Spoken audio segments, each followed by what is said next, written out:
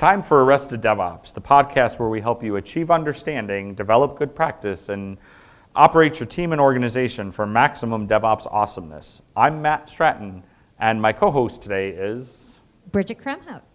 And today we're talking about DevOps and risk. So the show notes for managing risk. And the show notes for this episode can be found at arresteddevops.com/DevOps-risk.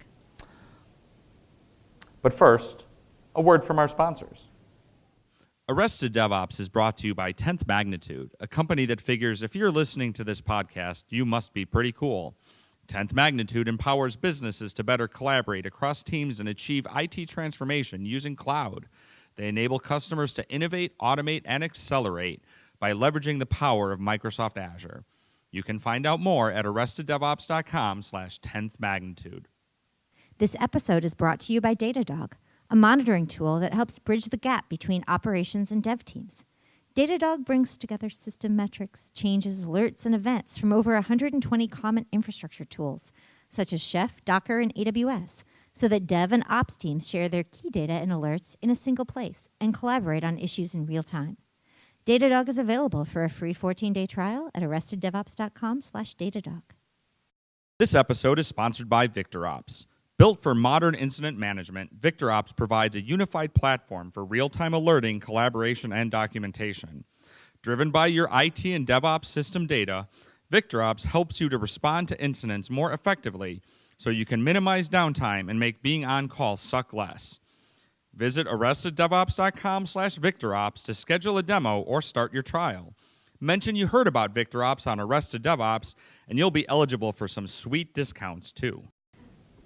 All right, so I'm super excited to be here again. We're recording here at Go2 Chicago, and the theme of this track is I took all of the awesome speakers from my DevOps track and then added more awesome people, in this case from the local Chicago area, to come to the conference and interact, have the ongoing conversations about the talk in question. So I want to first introduce the speaker in question, Nicole Johnson. Hi, everyone. Thanks for having me, Bridget. Please tell us a little bit, Nicole, about what your talk was. Sure. So my talk was about incorporating compliance and security testing into your release process. So whether it's you're releasing applications, you're releasing changes to your infrastructure, it's really important to incorporate compliance testing throughout the process. So when you get to production, you don't realize, oh man, we didn't incorporate compliance, we didn't call somebody from compliance, and that whole bit of work that you just did to make everything fast gets stopped in its tracks. So it's really important to incorporate it throughout the process. You and I need to talk. I mean, well, Yes. First of all, for those of you who don't know, Nicole and I work together. Yes. But I've had talk I've been giving lately that's, shifting left securely, that's that. And I unfortunately missed Nicole's talk, but I'm pretty sure that we probably say almost all of the same things. But I need to figure out how we can smush our slides together. Yes. And form I sense Voltron. a co-presentation, I a know, super that's group what I'm saying. At the coming. minimum, at least stealing slides. Nice, I like it. All right, and let's hear from our other guests. We'll start with right next to me. So my name is Anthony Lee. I work for Allstate. I have the pleasure of working with Matt. I consider myself patient zero for our digital transformation initiative, which is otherwise known as Compose. So it's been 2.5 years, and it's been quite a journey. It's definitely been fun, and I've been lucky to be watching it as it went along. Nice, awesome, thank you. And that is between Stratton and Anthony, we have, 2/5 of Chicago natives here. But Matt Curry did arrive on a plane. Matt, tell us about yourself. You've been on the podcast before, but tell us about yourself in the context of this. Sure. My name is Matt Curry. I work at Allstate as a director of cloud engineering. And so I lead an organization that's responsible for taking Allstate into the cloud, private and public. We're also responsible for platform as a service, which, as it turns out, as Anthony mentioned, is very much coupled to how do we do continuous integration, how do we do continuous delivery, how do we enable an agile organization, which comes with a whole lot of cultural change and a lot of change in how people think about their identities and how they do their jobs and what their job title means. So it's been a very, very interesting and cool social experiment, I will say, to be a part of.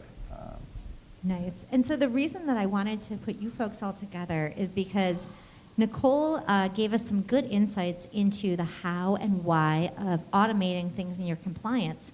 And I thought, who better to talk about the practical application of that than people at an insurance company? I get the feeling that your customers probably care a lot about whether or not you're on board with all that stuff. Yeah, I would say so. I think it's been an interesting journey for us from a compliance perspective. When we started the CI journey, a lot of it was about like, how do we get the feedback loops to be faster? And one thing that has generally been tough for us has been compliance and security. And we've come quite a ways in trying to work with those teams and get them to think about the outcomes and codifying the stuff we do. And really for us, that has been, I would say, I'd be interested in Anthony's perspective, but to me, that has been one of our bigger challenges is like, explain your job in an algorithm, right? Like that is, it's like immediately kind of puts people on the defensive, like, oh, you're gonna replace me with a robot. Like, this is awesome. Or a shell script if we get. I mean, realistically, they're going to replace all of us with robots eventually. But. Yeah, I mean, to add to Matt's point, right? Allstate being in the insurance industry, so we've got plenty of regulation, right? So you've got, every state has their own set of regulations. You've got your typical PCI, SOX, and every other possible thing that you could throw at an organization. And that was the big concern when we started talking about doing Agile, about doing XP, right? The story that I love most about that, and I think Matt is very close to it, right? To get things started, we became proactive and we reached out to our internal audit organization and said, hey, partner with us and look at what we're doing so you can see what's going on, right? And give us some advice in terms of what you think will become a problem, what can we get ahead of, right? And so we went through that process for a couple of weeks, working with them, having them sit down with some of the devs, with some of the platform engineers, talking them through the process. And the greatest outcome there was that the lead auditor ended up eventually working for Matt as a product manager. I have to say, I cannot underline enough what Anthony just said. You need to have a big tent. You bring security and compliance along with you. And here's the truth. And like, I go see lots of customers. And here's the thing. I just want to say one thing. So again, insurance company, lots of compliance. Guess what? Every single company in this country, capital C, lowercase c, compliance. Compliance means meeting the standards that are important to your organization for one way or another. Everybody has to solve for this. Everybody thinks they're special. You're not. Okay, here's the thing. Some people might be more likely to get sued than others. Right, but for why it is, but it still matters, right? You still have the scenario of there's a reason you have things to be compliant with. The thing is, when you bring your audit team, your compliance team, your security team as part of it, they partner with you as opposed to being a blocker, as opposed to needing to get permission. You're not going and saying, can we do? And I'll tell you a dirty little secret about one of the biggest ways that we at Chef get into companies right now is through audit and compliance. Because you know why? Because people lie.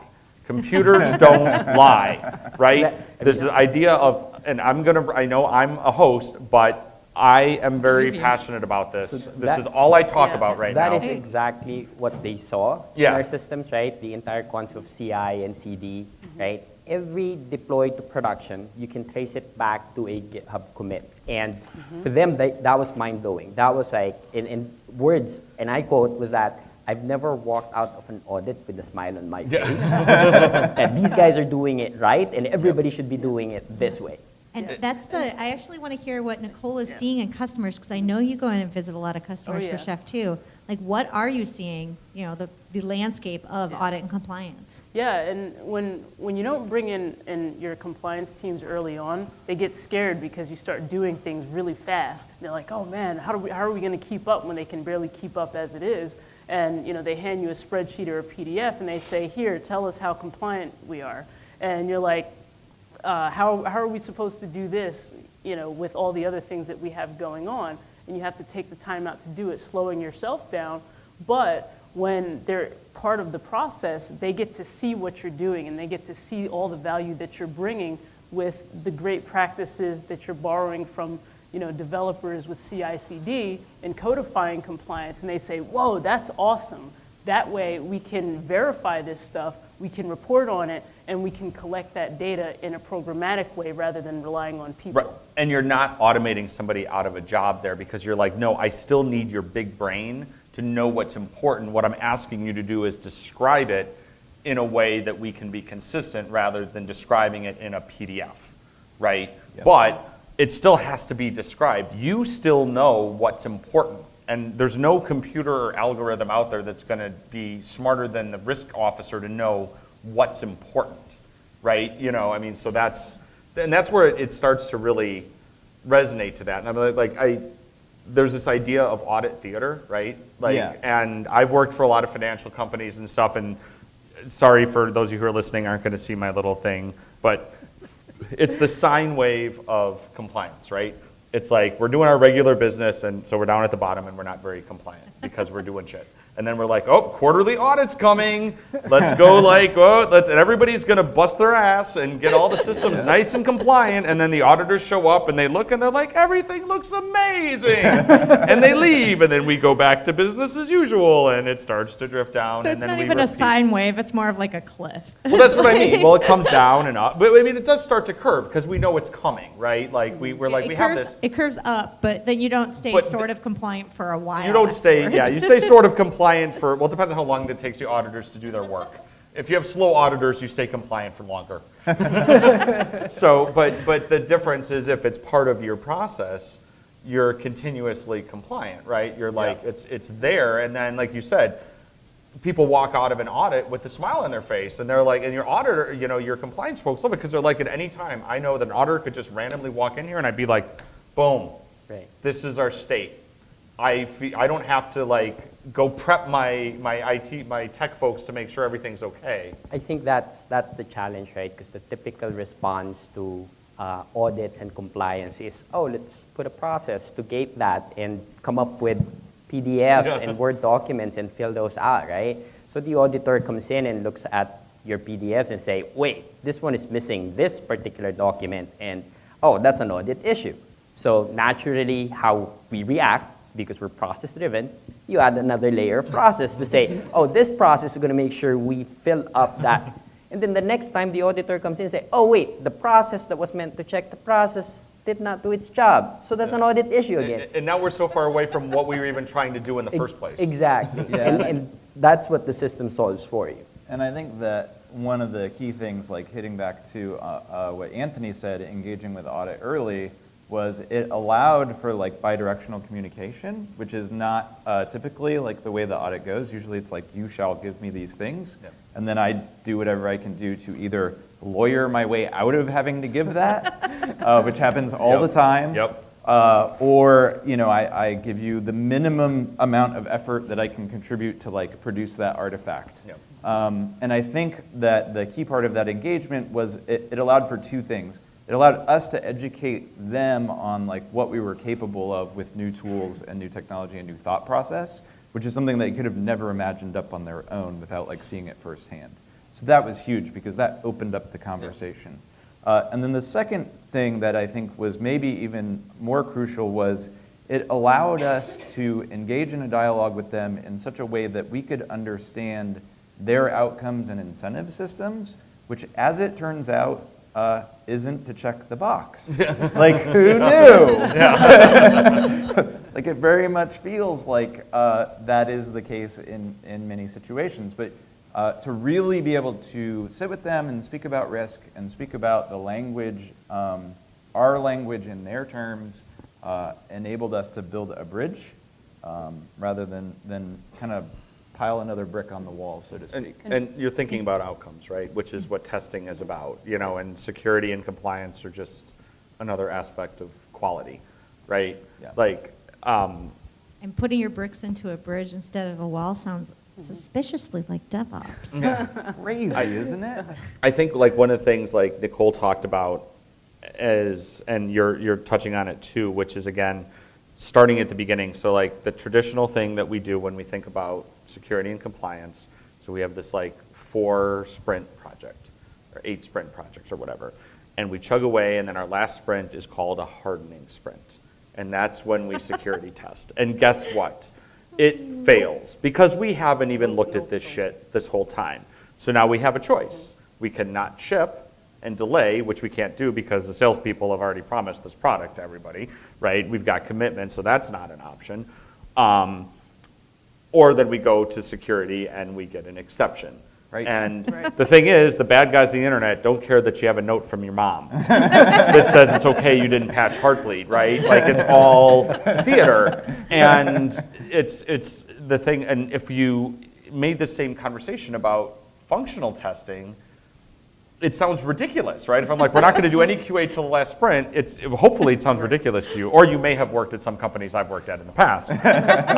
But like, if you're doing it all along, because again, the closer to the introduction of a defect that we discover it, the cheaper and easier it is to fix it. So if I'm doing something insecure and I find out almost immediately that I did that, I super can undo it right away. But if I find out like After 6 weeks, after you built 8 dependencies that rely on that hole. yeah, then I have to at the best case, I just have to unravel it. The worst case, I don't even remember how I did it in the first place. And like, so the further to the left you can shift that security testing, we can find it easily. And that's the challenge that I think a lot of things that we find is with traditional security tools, they're very heavy. And this is not a vendor pitch, right? Yeah. There's lots of other tools that are out there, that a lot of modern security type stuff that people are doing. You have to be able to democratize your compliance, right? Like you have to move it because, that brings us exactly to something Nicole said in her talk. I'm not shocked at all. Which is something she said that I tweeted, and it got a reasonable amount of people being excited about it on Twitter. And I'm probably going to misquote you, but it was something along the lines of that, raise your hand if security and compliance are your job. Yeah. And like, not a lot of hands went up, I guess. And she was like, yeah, you're all wrong. Like, all hands should be up. Right. Because like, this is actually part of everyone's job. And so to your point of, if we can make the tooling, make it possible for everyone to be invested in and engaged in and care about it. Because if you have tests that are in your pipeline for deployment that only run at the end, and I cannot test that myself, I'm a super jerk, right? Because I just made it where I'm like, okay, I'm developing something and I can't find out that it's not cool till it's all the way down to the right. And then it's like, that sucks. So if that's what's happening, you got to fix that, right? And that's what I mean when I say you have to democratize your compliance. And I know we all want to jump in on this, but I want Nicole to elaborate on that a little more, because in some ways maybe it was a joke for the talk, but I feel like that was a central point. No, it's not a joke at all, because when you talk to folks who are actually responsible for payment card systems, and you hear conversations about how they work with their technology departments, that's a real problem. Everyone who touches a system in any way is responsible for compliance. And forget the testing. Before you even get to the testing, the systems that you're testing on should be hardened in the first place. Because what happens when you get to QA and you say, oh, this looks good, the tests are passing, but the systems aren't hardened yet. So when you get to production and you have that special, shiny production gold standard image, and you're like, oh man, this thing doesn't work because our images are hardened, well, I guess we have to start over now, right? So what's the thing that's keeping you from introducing that change into production successfully? It's something on the system that's hardened, and you have to go unravel it, like Matt said. But when you start thinking about how you test the things, it's starting from the beginning. Taking things piecemeal. You can't make everything compliant right away. That's not going to work. You have to start, and I'm sure that you guys have gone through this. Figuring out what's the lowest barrier to entry? How can we start introducing value and showing other folks that they need to get on board? So the other side of the coin there is on the developer side. So real story, right? On our side, our kind of an appeal also to anyone working in a security organization, right? So they had a preferred tool. I'm not going to name names, but it starts with an I and ends with an M. That's the company that makes it. And the devs... I usually pick on Qualys, so it's nice that someone else is picking on It starts someone with else. an I, ends with an M, and I saw it with my own eyes. The devs tried hard. They wanted to get the test in there, but it just wasn't working, right? The moment that security finally acknowledged this is not going to work for Agile, they went with another tool, right? Again, I'm going to name names.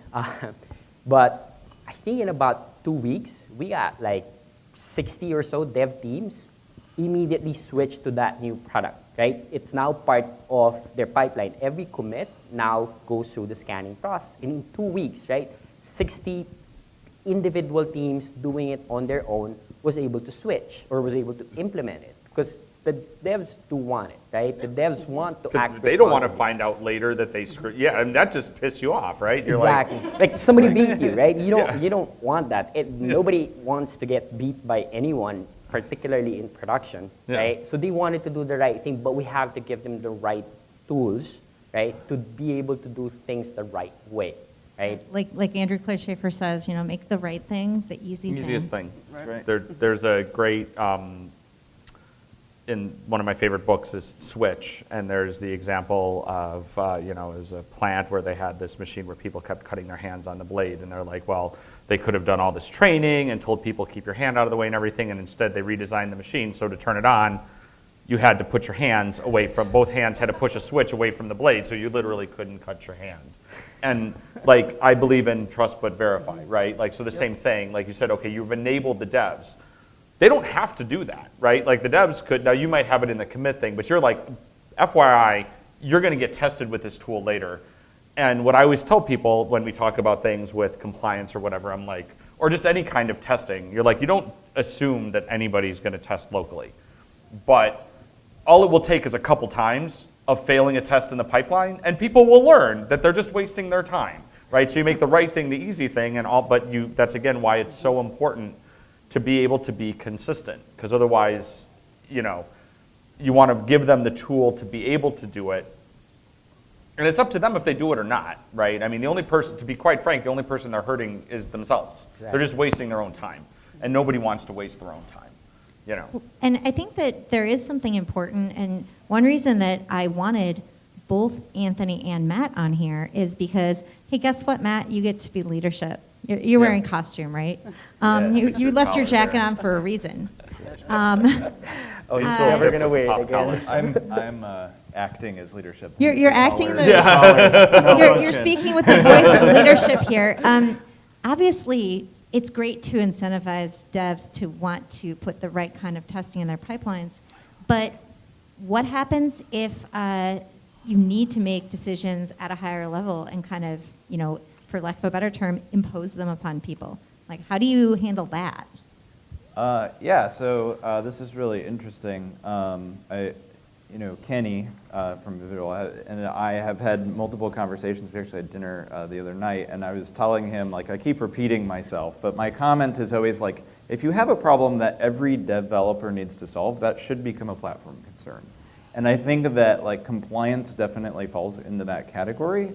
And I don't know that we're totally there yet, but I imagine a world where you don't get a choice on your CI pipeline. There are certain parts of it that are just there, and you don't really get to opt out. And They don't get the artisanal, handcrafted, bespoke, personalized CI pipeline with knitted tea cozies? No, I mean, artisanship is great. Certainly use artisan, be an artist and make your pipeline run faster, or make pretty shaped boxes on the display, or however you want to do that. But there are certain constraints, the size of the canvas is maybe not up for free reign.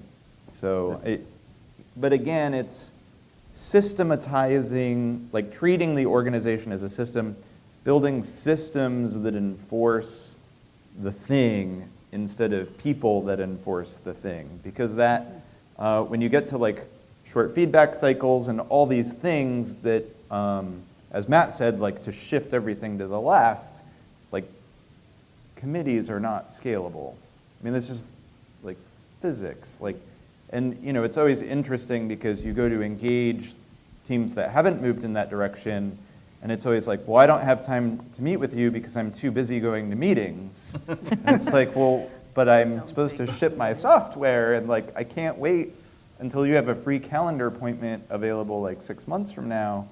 And like, all this time is just consumed in meeting scheduling. And then you get the like, how many times have you got the meeting secured and you're like, yes, got the meeting. It's like hitting the jackpot, and then the person doesn't show up and you're like, mother, like this sucks. Yeah. And you're like, or like the team shows up and they're like, you know who we need to talk to about this. Yes. You know who's not Somebody here? who's not in the room. Yes. And I think that this relates really well to what Nicole was demoing for us too, like this idea of what if you just build this compliance into code? Right. Instead of having the change control review board has to look at your PDF to decide whether or not things are okay. Yeah. If you think about the principles of continuous delivery, and if we go back and we read the Jez and Dave Farley book that we've all read, right? And if you haven't, go see the ThoughtWorks booth, and they'll happily try to give you copies of it, Yes. maybe. But first of all, the list of things that require human intervention is substantially shorter than we think it is, right? And human intervention really only needs to come in when it actually requires something like a judgment call. And so much of what we're talking about is not judgment call. Now, the judgment call is what matters, right? Writing the standard, creating the standard, that requires a human being and their big smart brain.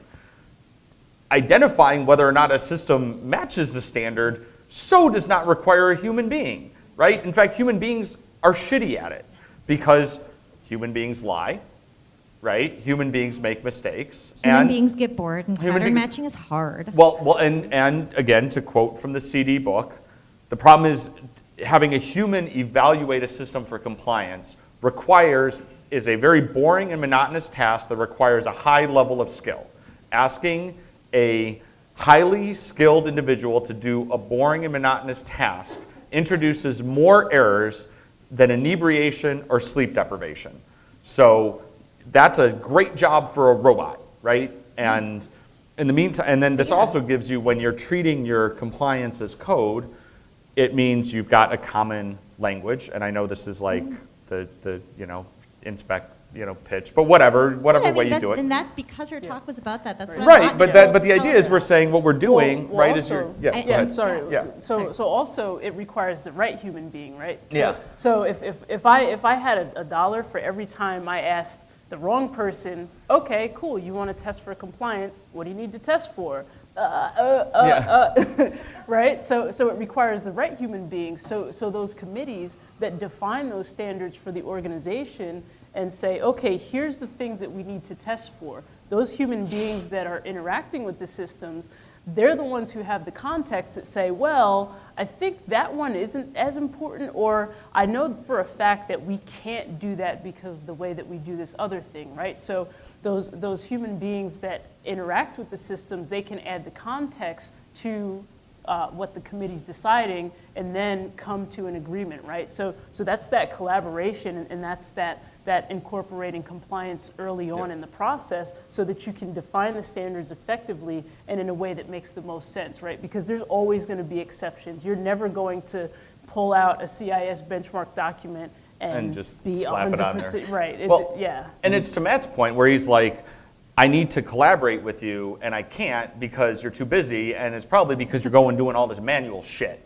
right? So if we could take you away from doing that, then we could sit and have a conversation about what we should actually be doing, and again, it's that like... And we can do like more of it, like Right. at massive scale. Like Anthony was talking about, like so many teams in such a short time, nobody could have ever imagined that, right? And you operationalized it, you productized it, right? Because that's the thing too. When you think about saying, this was something that resonated to me that I think so many organizations need to understand, and it's hard, and I understand why it's hard. When you said, hey, you know what? There is just a way that we do CI and CD at Allstate, and I'm sorry you don't just go and create your own way. And the reason, there's two in my mind, and I'd like to know if I've hit any that were similar to what you thought of. One is, it's just like a huge waste of time to have 60 different teams doing different things, and it's like, and also how do you can't apply consistency, you can't apply scale. The other thing is, Allstate is not a CI/CD tool company. Right? Like, or your feature teams aren't. Maybe you're big enough that you're like, okay, we have one team that actually that's what they'll do. Maybe we'll have a dev team. But whatever your feature team is, their core competency, the way they add value to your company is not building a kick-ass pipeline. Right? And so it's like, but it's the reason why that's hard is doing shit like that is super fun. Right? Like That's what I like to call resume-driven development. Right. Or it's not even if it's resume-driven development, it's also just interesting because it's enjoyable. and if you're a highly distractible individual like I am, you do stuff like this because it's way more fun than doing your real job. Right. So, but that doesn't drive the business forward. So, I mean, so what are your kind of? So yeah, I mean, like I think you totally hit on two great points, and definitely would agree. I think the other thing that I was thinking of as we were having this dialogue is like consistency when it comes to compliance, as it turns out, matters. Like, like it makes it it makes it auditable in a very consistent and predictable way, which like there are certain things like deploying to production and audit and compliance that should be very predictable and you know, and boring and pretty much done the same way, like everywhere. I don't really want a team coming up with their own way to do compliance. I don't really want a team coming up with their own way to deploy to production. Like, as it turns out, like there are smart people in the org that have figured these things out, and like they should share that knowledge. You don't want the non-repeatable, exciting. Right, you know, right. Carefully, you know, crafted deployment. Well, like the process. things inside of it will differ from project and team, but the shape is the same, right? Like you said, you know, the way that you deploy at a high level is the same everywhere. Now, your different apps are going to obviously deploy differently, but they're going to follow the same thing. So you don't have to do deep forensics and go like, oh, now I have to go do this. You can be like, I know that I just go look in this one Jenkins log no matter what the project is, and I will at least see everything that was deployed. And yes, sometimes it'll be Maven, sometimes it'll be blah, blah, blah, or whatever, but the shape doesn't change. No, what I want to hear from Anthony, because I know that you have people on your team who are the ones who might be tempted by the excitement-driven development or resume-driven development. I like excitement-driven development. Right, That's the new right? term. You heard it here first. We've invented it. But how do you motivate people to have them do the more consistent, more repeatable, perhaps more, you know, above the value line that James Waters likes to talk about? How do you motivate people to do the stuff that they should do that's good for the company and not the stuff they read on the front page of Hacker News? I think at least on my team, that's like a never-ending fight between good and evil, and it's always like battling in your head, right? But at the end of the day, user focus has been a key there. Change, everything, transformation, everything that DevOps is about, it's hard, right? But what makes it worth it is that when you have that customer, your customer, which is for my team, it's the dev teams, when they're able to ship a product, right? I think we had the story there where they were able to ship something. They didn't even talk to the platform team, not once, from start to production. And we're like, yeah, that makes it worth it, right?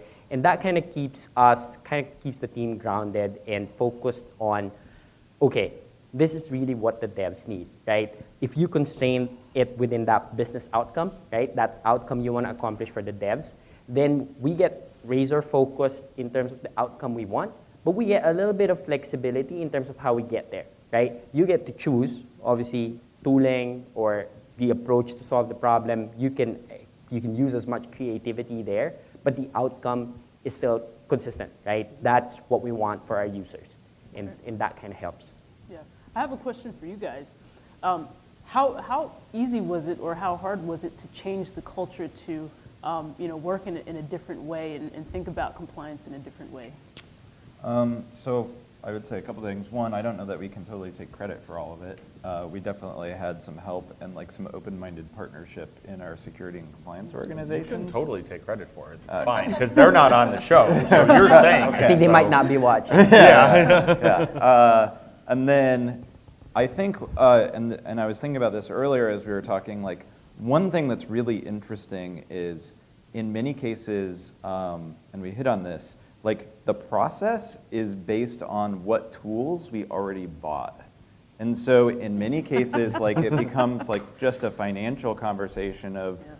hey, I just like re-upped on this tool, and now you're introducing a process that renders my tool like completely useless, or like it doesn't scale to meet the need, or doesn't have APIs, or whatever. Like my sales rep promised me that it would solve world hunger, and as it turns out, like it's really good at just not working, like at all. Wait, you're not talking or about stopping anything work. Pivotal sold you, right? No, of course not. And so, you know, yeah, failed promises of enterprise software, that's like a whole nother talk. But, you know, having open-mindedness, and in many cases just like bringing funding or like showing the partnership, or just being like, well, what if we could pick another tool? Would you help us do that within these constraints? Like, not letting people end the conversation. Like, a lot of people are really good at ending conversations. Yes. Like, I know exactly what I need to say to you to make you go away, because that's my job so I can go to other meetings. There's a lot of, when it comes to like that kind of thing, there's a lot of tendency in organizations to throw good money after bad. Yeah. Because a decision was made, and it's either a concern that like, well, we've invested in this, and if we do something different, we've lost that investment, so we need to figure it out. So, but that's the rationalization. The reality is, to do that is that person is admitting they feel like it will make them look like they made a bad choice. Right. Right? Which is, the difference is you're like, well, when you made that choice, we knew this. And now we know this. It's like, not to get all political, but like when everyone's like, John Kerry's a flip-flopper, and you're like, why is that a bad thing? Like, you have new information, you change your mind. That's Right. being an adult, right? You know, Well, so. and that actually brings up an interesting point, just because we, I guess vendors outnumber customers on this particular panel. We're like piranhas. We're close. I mean, we can invite up some random people from the audience and equalize it if you want. If you don't work at a vendor, rush the stage now. I'm doing a little But seriously though, you presumably, when you're making choices about whom to work with in order to further your organization's goals, how well they're going to partner with you through those changes, through what you need to do that's different than what you needed to do before. Like, can you talk a little bit about the decision-making process there? So on my side, I think the anecdote there, it's actually the other extreme. When we were starting this journey, we picked between Cloud Foundry and OpenShift. Our approach there was to minimize the vendor interaction. Let's keep the vendors out of this conversation. Let's see and assess this in terms of our ability to figure this out on our own and the ability to keep it up and running, right? Because that tells you that the software is at its maturity level, and the community is rich and open enough that you can actually get the right information, right?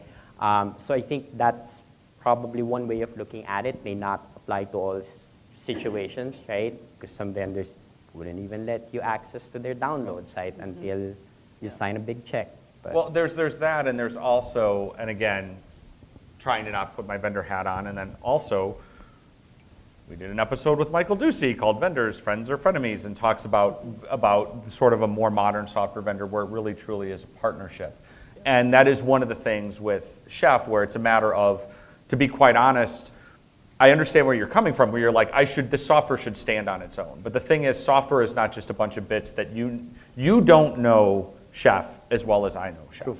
And you can waste a lot of time making a lot of mud pies. So what we try to do, and so just for perspective, Nicole is on the pre-sales side, and I'm on after she's promised a bunch of crap, I have to go help the customer make it work. Just kidding. We actually do the same thing, just in different journeys. Right. But a big part of that is to be able to help you say, like, what are you trying to do? And the thing is, it's not just a one thing. So a good vendor who is your partner is not like, well, you have to do it my way or whatever, but it's like, I want to understand what your jam is and let me help you, not direct you in doing it. And like, if you need to go and do things by yourself, but my goal is to like say, here be some dragons, and I don't want, let me just direct you around them so you don't just waste your time. Great. That's partnering versus the you have to work with me, I won't give you access to play with it because I need to make sure you're going to sign a PO. It's about, do they want to work with you because they want to make sure you'll be successful versus you'll. And don't get me wrong, I don't advocate cutting the vendor off, right? Yeah. So when we did this process, right, one of the great things that came out of the entire journey was a great partnership with Pivotal, right? Yeah. They turned out to be a great company to work with. After Exactly, right? So Those listening to the podcast, point of order, I'm sticking my Bridget's tongue sticking out her at Matt. so Say Bosch so we can bleep it out.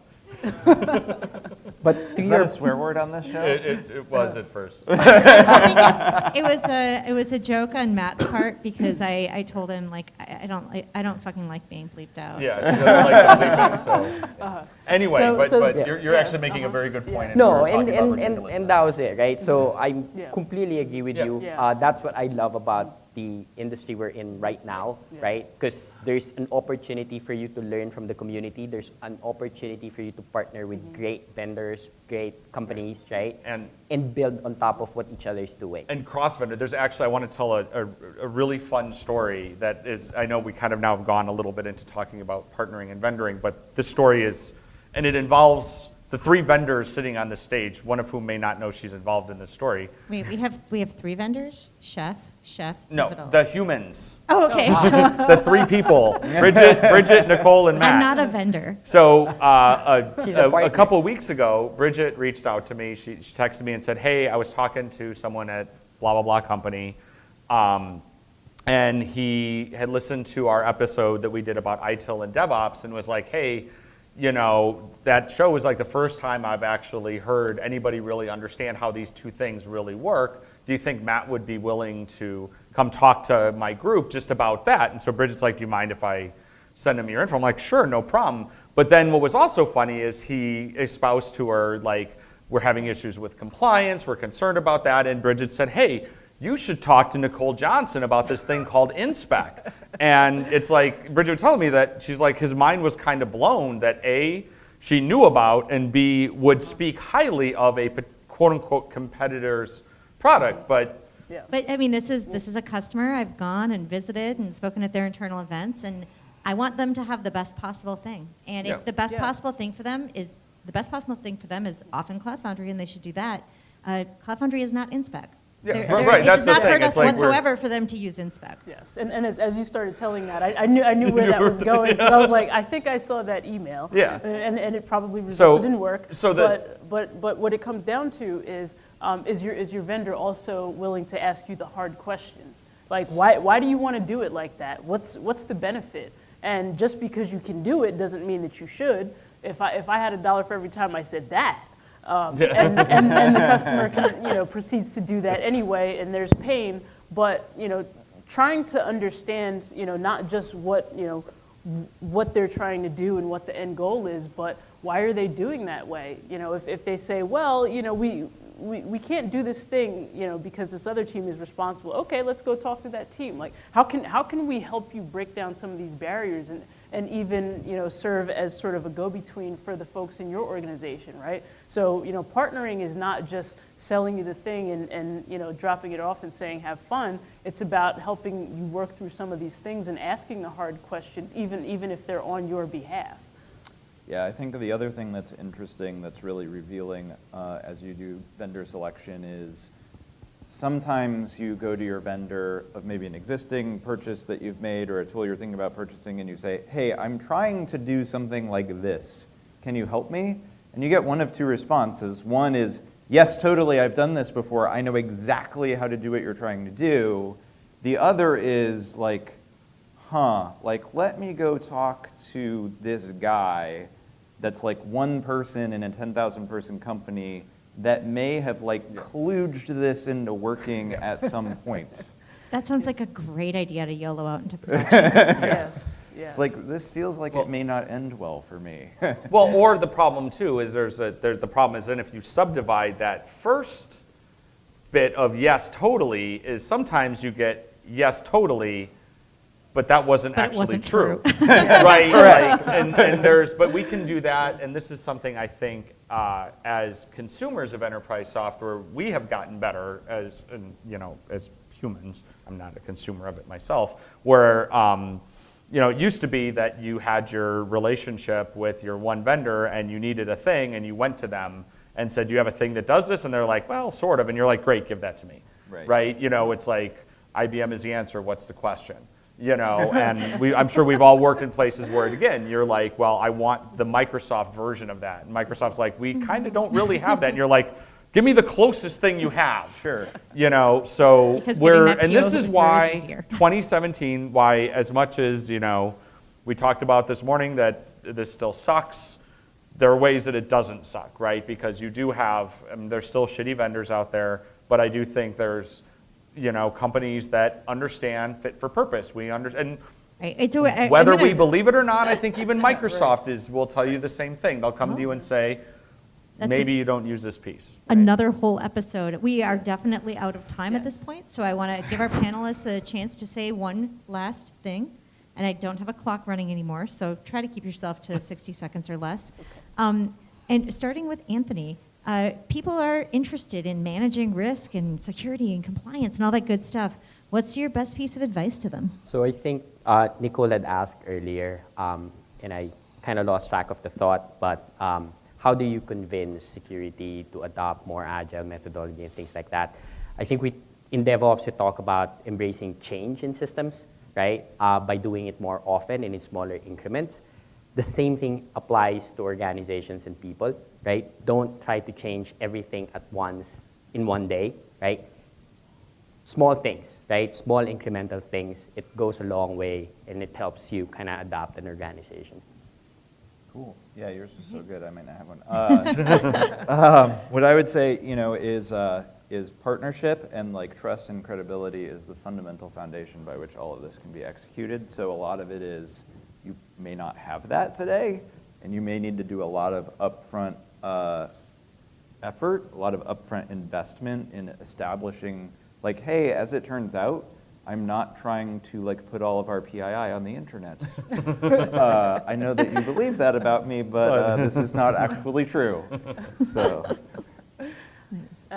So first off, thank you, Bridget, for being an awesome partner, even though we're competitors a little bit. So the We're thing, all friends. yes, yes, Frenemies. Like Bridget says, we're all going to Frenemies. change jerseys 15 times. That's true. yes. So I think what it's important to keep in mind is that everyone's working towards the same goal. Even though it may seem like you have opposing interests, your operations team, development teams, there is going to be conflict, and there's going to be some compromises that need to be made. But just remember that everyone's working towards the same goal. So when you say, what's your path to get to compliant? What's your path to be secure? They may have a different path because they have different facts and they have a different way of doing things. But if you collaborate and come together on a solution, it becomes a whole lot clearer that everyone's working towards the same goal. So, keep that in mind, even when you're working with folks outside of the technology area, and understand what's important to people. What are they looking at? What perspective they're coming from, and keep that in mind as you're all working towards that goal. I mean, just like you said, if I can go see Eric Sorensen from Puppet at a DevOps conference and give him a big hug, and you've got tons of people that are technically competitors all sitting around here, and we can all be friends and give each other hug ups. You can do that within your own teams and your own organization just as well. In fact, should theoretically be easier, because theoretically you're all trying to make money for at least the same company. So this has been a great episode. You can head on over to arresteddevops.com/DevOpsRisk for the episode's show notes. once this episode is published. Don't anybody in the room go do that now. That website's not there. But I really hope the website is the there. website itself, however, arresteddevops.com, is there, and that's where you can sign up for our newsletter, The Banana Stand. We really don't spam you, I promise, mostly because I forget to send it out a lot. You can support us on Patreon, all that good stuff. And check us out on the iTunes Music Store. Give us a review. It helps people find the show so more people can learn about DevOps awesomeness. Hey, thank you so much, Nicole and Matt and Anthony, for joining us today. Thanks for having us. Thanks for Thank having you. us. This is great. So I'm Bridget at Bridget Crumhout. I'm Matt at Matt Stratton. We're Arrested DevOps, and remember, There's always DevOps in the banana stand.